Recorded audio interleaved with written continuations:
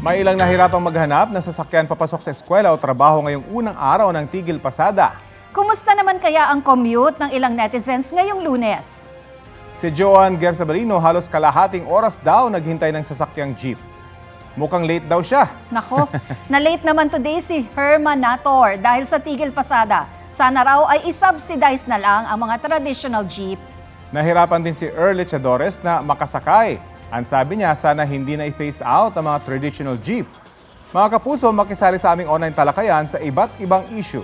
Kung may nais din kayong maibalita sa inyong lugar, mag-PM na sa Facebook page ng Balitang Hali. Kapuso, alamin ang maiinit na balita. Bisitahin at mag-subscribe sa GMA Integrated News sa YouTube. Sa mga kapuso abroad, samahan niyo kami sa GMA Pinoy TV at sa www.gmanews.tv.